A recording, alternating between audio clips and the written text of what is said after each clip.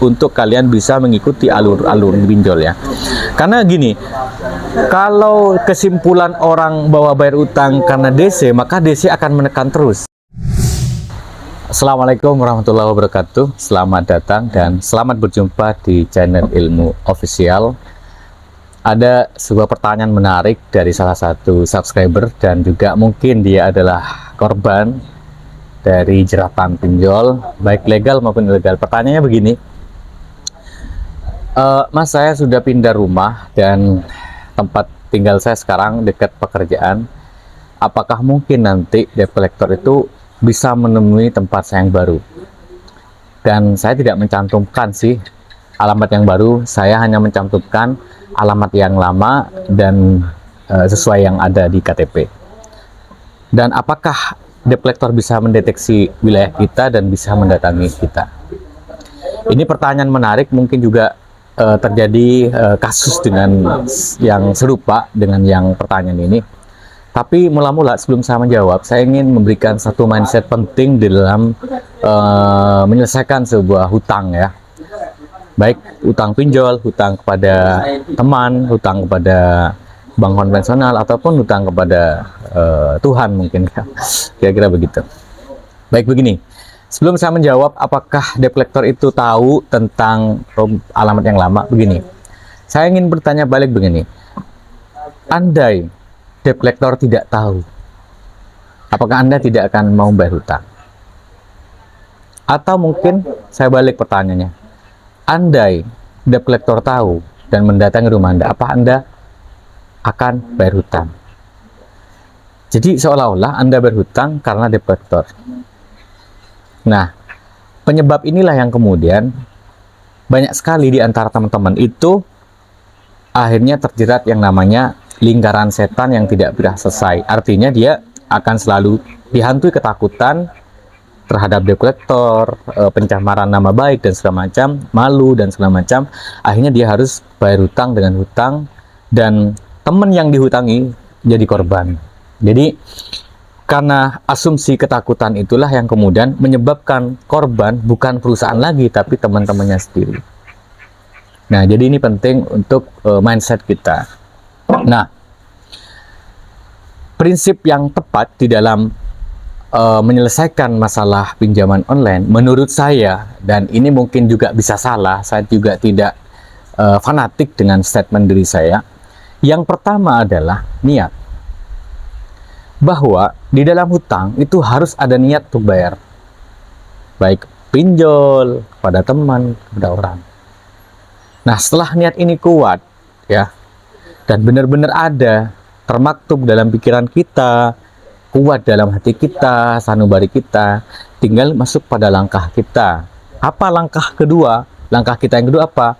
Prioritaskan mau menyelesaikan yang mana. Kalau belum mampu untuk menyelesaikan masalah hutang, karena masih harus menyelesaikan kehidupan sendiri, ekonomi yang masih sulit, ya sudah, kamu nggak usah mikir hutang. Debt collector hal lain gitu loh, penagih hal lain gitu. Jadi mindsetnya adalah, pertama adalah niat, kemudian yang kedua, prioritas mana. Dalam skala prioritas itu penting memilih. Prioritas itu mana yang penting dan mendesak, dan mana yang penting tapi tidak mendesak. Itu harus dipilih gitu. Penting dan mendesak itu harus didahulukan. Penting tapi nggak mendesak, jangan dulu, biarin dulu. Nah, ada satu kasus yang menurut saya ini keliru ya, dalam tanda kutip. Dia enteng bayar hutang kepada temannya, tapi sergap bayar hutang pada pinjol. Nah, ini kan keliru. Dia nggak tahu bahwa misalnya nih, pinjol ya, pinjol itu kan industri. Dia perusahaan besar, dia punya pemodal, ya, dia punya sistem, dia punya penagihan. Sementara teman, dia punya dia sendiri, bukan uang investor, ya kan? Dia butuh kadang. Ya, kenapa Anda harus memilih? Nah, ini kan soal prioritas. Jadi, saya kira mindset itu penting. Kalaupun hari ini Anda masih berada pada posisi bahwa Anda berhutang karena takut, itu sah saja, tapi mulai sekarang menurut saya coba hilangin pelan-pelan seperti itu. sehingga Anda mencoba untuk memposisikan diri yang tepat. Nah, jadi pertanyaannya tadi, kalau seandainya debt collector tahu rumah Anda yang baru, bukan berarti Anda harus berpikir akan bayar di saat Anda nggak punya uang. Karena kalau itu dipaksakan, Anda masih berada pada posisi yaitu bayar hutang dengan hutang. Jadi kesimpulannya adalah, yang pertama adalah niat yang utama, yang kuat, yang hakiki, yang betul-betul niat, sehingga dengan niat itulah itu udah 70% menyelesaikan utang. Nah, jadi 30% hanya soal ikhtiar aja kan. Nah, saat Anda punya niat, Anda akan mencoba untuk tidak terjebak lagi dengan kehidupan yang lama, kehidupan yang membuat Anda hanya berhutang gitu. Artinya penyakit yang lama itu penyakit orang miskin. Apa penyakit orang miskin? Penyakitnya diantaranya adalah dia spekulatif, ya. Spekulatif dalam artian dia boros pada sesuatu yang tidak ada manfaatnya, tapi seolah-olah yakin tanpa dia bekerja akan ada uang datang. Nah, itu tidak mungkin, karena kita hidup di dunia, kita punya akal, kita punya alat ukur mana yang benar dan mana yang salah, langkah mana yang tepat, yang baik dan menjauhi yang buruk, itu kita punya kayak gitu loh. Jadi menurut saya kehidupan yang lama, yang boros, yang FOMO, yang kalian melakukan sesuatu tanpa didasari pikiran yang baik, itu mulai dihilangkan. Tetapi apapun yang terjadi di masa lalu, seperti yang udah saya bilang, jangan Anda terjebak lagi dengan masa lalu Anda. Masa lalu itu adalah sebuah sampah, dan sampah ada tempatnya sendiri. Jangan kamu jadikan sampah itu ada di pikiran maupun di hati teman-teman, sahabat-sahabat ilmu atau sahabat subscriber channel Ilmu Official. Kemudian berikutnya adalah saya ingin mencoba memberikan gambaran langkah yang tepat saat Anda takut dengan debt collector, tapi Anda sudah memiliki niat yang pas dalam hal menyelesaikan hutang. Yang pertama adalah seperti biasa, niat yang benar, niat yang kuat bahwa Anda akan berhutang. Bagaimana dengan pinjol bank? Kan bunganya besar, dendanya naik terus. Kan dia harus produktivitas. Oke, gini. Ada aturan main ya. Ketika Anda posisi tidak punya uang, Anda sudah punya niat nih untuk berhutang. Tapi Anda tidak mau rugi, ya. Dan tidak mau terjebak lagi dengan kerugian yang besar, maka Anda harus melakukan proses gagal bayar dulu. Dan ini bukan sengaja sebetulnya, ini adalah proses untuk kalian bisa mengikuti alur pinjol ya. Karena gini, kalau kesimpulan orang bahwa bayar utang karena DC, maka DC akan menekan terus ya.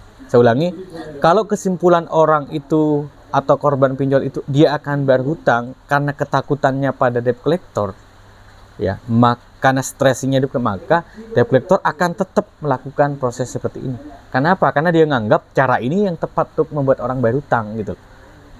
Nah, oke, saya masuk lagi ya. Kedua, ketika kamu gagal 6 bulan, itu kan udah masuk 180 hari.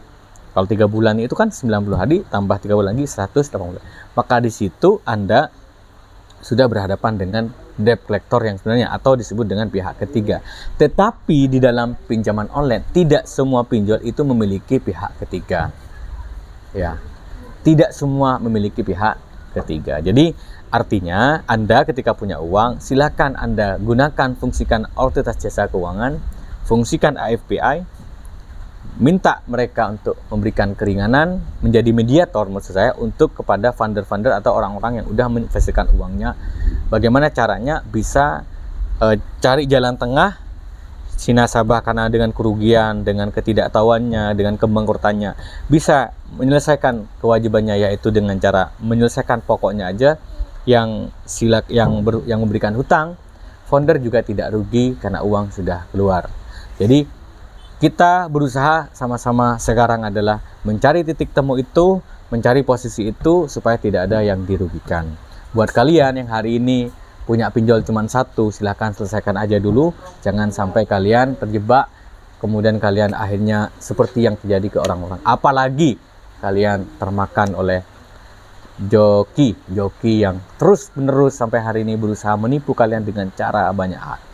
Ada di DM, ada kemudian dia kemudian mengatakan teman-temannya ini sudah selesai mengulas, dimasukkan ke grup, ya ternyata di grup itu komplotannya mereka semua kayak gitu ya. Jadi kalau udah terjebak dengan itu ya udah, nah itu sesuatu yang buruk banget ya.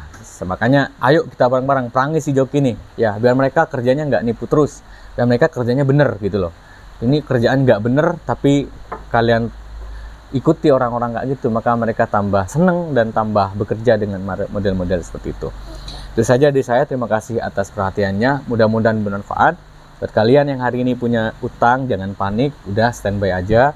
Buat kalian yang masih ingin belajar bareng menguatkan mental, silakan masuk ke grup kami, gratis, tidak berbayar. Kalau ada orang mengatakan channel ilmu sosial dan minta bayaran, itu bukan kami. Itu saja, terima kasih. Jangan lupa doakan kerjamu, kerjakan doamu. Assalamualaikum warahmatullahi wabarakatuh.